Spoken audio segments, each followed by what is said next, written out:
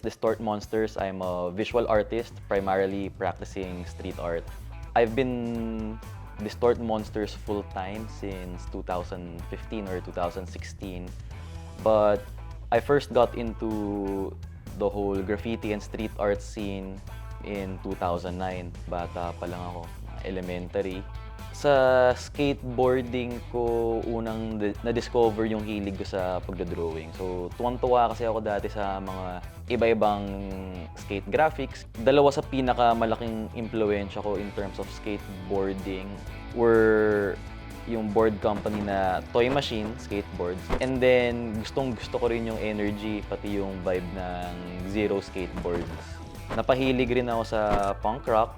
And then, the moment kasi na nagsimula akong mag-dig deeper tungkol sa eksena na yon, namulat ako sa mga iba't ibang ideologies, pati mga manifesto galing sa mga tao sa loob ng eksena.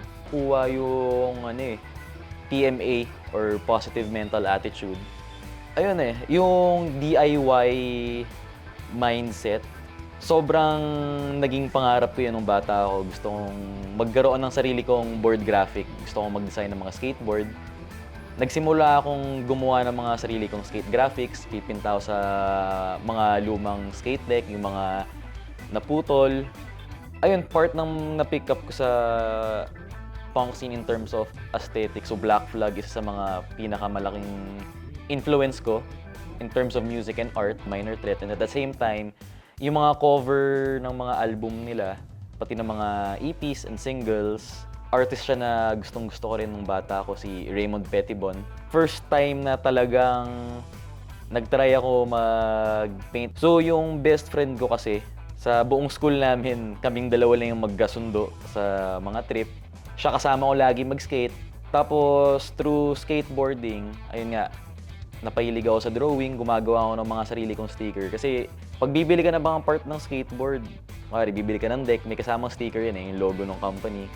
Kahit anong part may sticker lagi. So yun, gumawa ako ng mga sarili kong sticker. Tapos yung mga spot na pinupuntahan namin, kung saan kami naglalaro, nag-iwan ako sticker.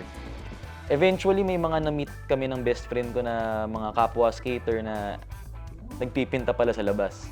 Tapos ayun, sabi nila sa amin, mahilig naman kayong mag-drawing, parang try nyo na rin. Sama kayo sa amin sa trip namin, panoorin nyo kami. Pag trip nyo, try nyo. Sige. And then, ayun nga, 2009, yung year na nag-decide kami na ito na, try na natin. And then after yung first experience namin sa labas, magpipinta sa labas ng walang paalam, sabi ko sa sarili ko, this is what I want to do for the rest of my life. No one really appreciated the type of stuff that we did back then. And so, kanya-kanyang diskarte, kanya-kanyang hustle to get your works out there. Diba? Which is why sobrang ganda ng graffiti and street art scene ng mga panahon na yun Lahat gutom, lahat agresibo. Kasi if you don't represent yourself, who will? Like, I love doing this shit. I love painting, I love drawing. I started doing this for myself. Just doing whatever it is that I wanted, like drawing in the way that I wanted to draw. That's how I came up with this story. Proportions, I didn't necessarily have to think about the output. Drawing for me was about the process. You just have to do what it is that you really love doing. Magpakatotoo kayo sa sarili nyo. Once you have that down, you just need to be able to commit. You need to have a lot of grit. As a hobby, as something that you do for fun, sobrang masaya siya. Pero once you start doing it as a career, when you have goals for yourself, you really have to strive, diba? You gotta push yourself, you need to have grit. So, yun yung isa sa mga tattoos na gusto ko actually. True grit. Kasi basically that's yung buong buhay ko na whatever any struggle, diba? You have to keep moving forward. Sinabi rin ni Egg sa akin to a few years ago, bago ako naging full-time artist. Tinanong ko siya, parang Egg, paano ba maging full-time artist? Tapos ang sabi niya lang sa akin was, huwag kang gumawa ng backup plan. And yung determination to go out of your way and get things done, lalabas yun. like art and music are two things na I really, really love. So at least, so 'di ba, parang grateful ako sa opportunity na I'll be at an event which is an intersection of two things that I really, really love. Tapos yung mga friends, yung mga mentors, nandyan rin. So sama-sama kaming magpipaint.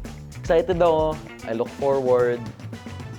Hopefully it becomes another core memory. I'm just really grateful for the opportunity to be able to do the things that I love doing.